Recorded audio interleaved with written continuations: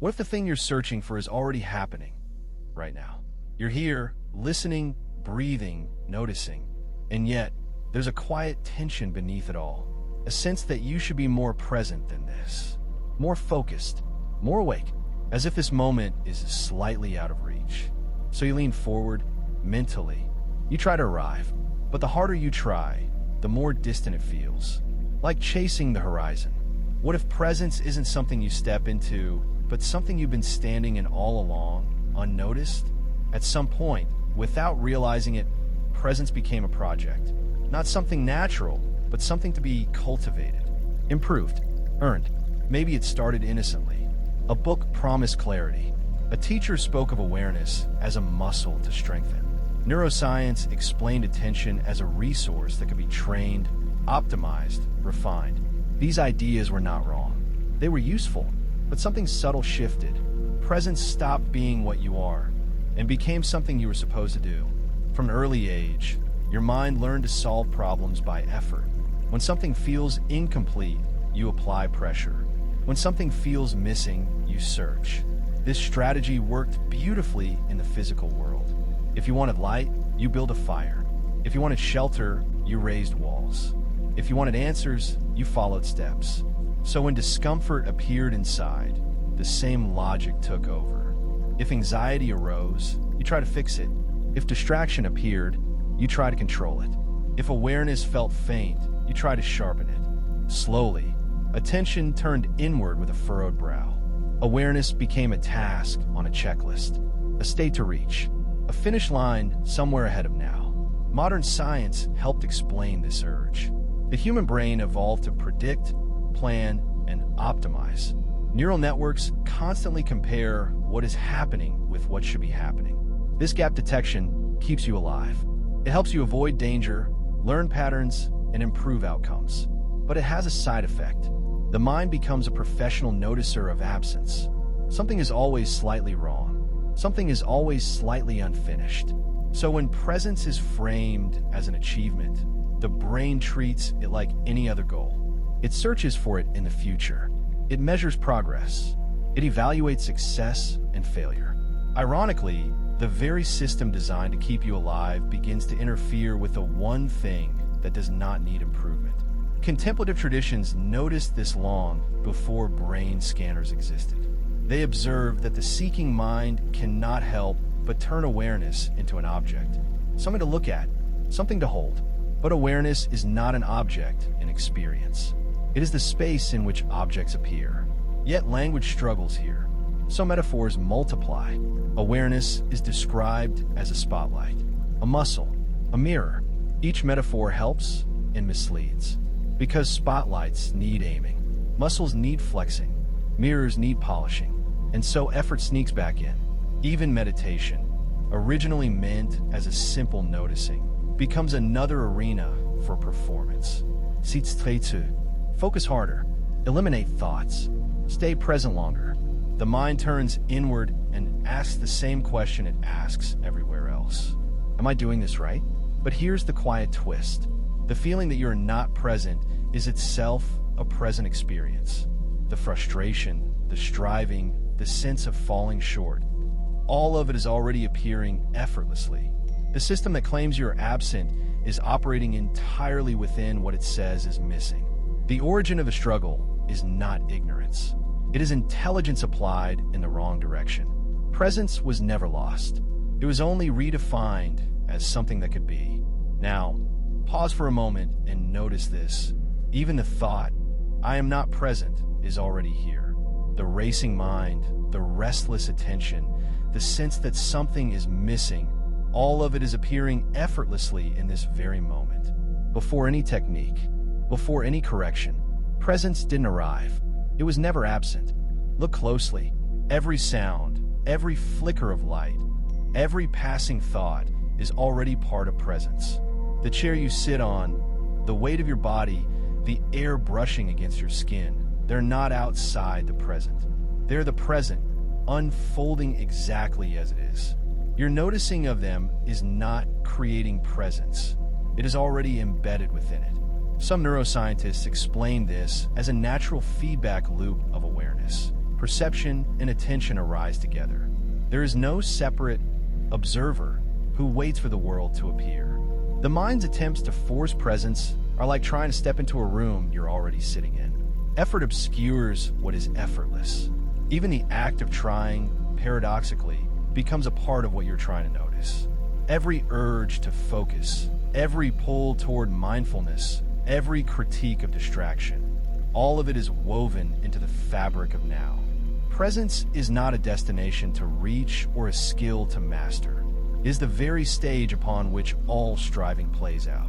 And in that moment of realization, the horizon stops receding. You notice how the search itself has always been happening within the thing you seek. Like waves rolling across the ocean, each effortful thought is already the water moving. You cannot separate presence from what is appearing, because it is never separate. The mind may still want to measure, evaluate, and perfect, but the truth remains quietly stubborn. The present is not elsewhere. It is already unfolding here, beneath every distraction, beneath every attempt, beneath every sigh of impatience. It is unearned, unclaimed, and entirely free. This is the subtle discovery. Not a triumph, not a goal achieved, not a technique mastered. Just noticing, just allowing, just realizing that the present has never been missing, never been absent, never been something to obtain. Presence is not a prize. It is not a point on a timeline. It is the constant backdrop to every thought, every sensation, every breath you have ever taken. The very question, am I here, arises inside the presence it imagines it lacks. And in that recognition, the irony dissolves. You are here. Always. Even when you think you are not. If presence is already happening, then who is the one trying to be present? Who is the self that checks, measures, and evaluates this moment? Is it a separate entity, perched somewhere behind your eyes, quietly observing the world like a vigilant guard? Or is it just another thought, a transient ripple claiming ownership of what has always been unfolding? Some philosophers and neuroscientists suggest that the sense of a separate I is an emergent illusion, a constructive memory, perception, and expectation. The brain stitches together experiences, creating a narrative thread we call identity. But awareness itself does not need this narrative. It simply appears continuously without asking permission, without waiting for the self to notice. The irony is delicate and exquisite. The self that strives, the ego that seeks, is already part of the present it imagines it is missing. Every effort to arrive, every attempt to focus, every longing for clarity is contained within the very now it thinks it lacks. Identity and presence are not enemies. They are dancers moving together on the same stage, one chasing shadows while the other quietly illuminates the space. And in this subtle recognition, a question arises. If the observer is inseparable from the observed, if the seeker is already the sought, what does it mean to try at all? Can the mind let go of ownership and simply witness? Or is ownership an unavoidable lens through which awareness experiences itself? The paradox remains. The self that believes it is missing presence is simultaneously the presence it seeks. The pursuit is the proof. The struggle is the evidence. And in understanding this, a delicate freedom emerges, not from effort, but from noticing that effort itself is already present. When the urge to force presence dissolves, something remarkable happens. Nothing new replaces it. No cosmic revelation suddenly appears. No heightened state arrives. Life continues exactly as it always does. The wind rustles, thoughts wander, conversations flow, and the heart beats in quiet rhythm. The only thing that vanishes is the illusion that something was missing. This effortless state does not require control, focus, or practice. It is the background of all experience, waiting patiently beneath every struggle. Sounds arise and fade. Emotions move like clouds across an open sky. Thoughts pass like leaves floating downstream. None of this needs shaping or judging. None of it needs approval. It is enough, simply because it is. Some contemplative traditions call this the art of non-doing. The Tao teaches that the river moves without pushing, the stars shine without effort, and the mind can rest while the present flows through it. Science offers parallels. The brain's default mode network constantly generates thoughts, yet awareness observes without needing to alter the pattern.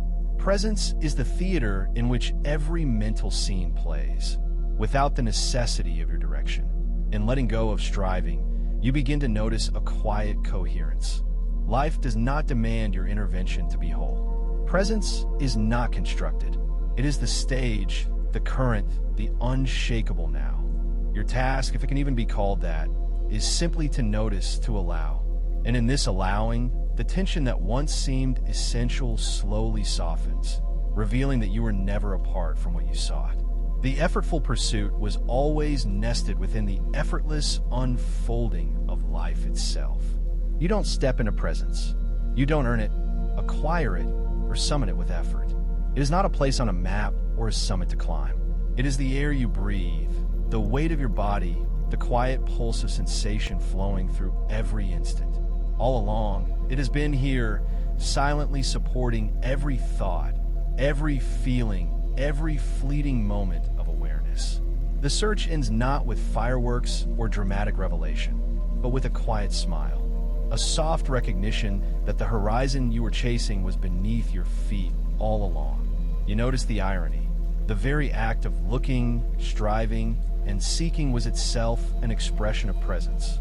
Each sigh of impatience, each restless glance, each fleeting worry, all of it was already present, already unfolding, already enough.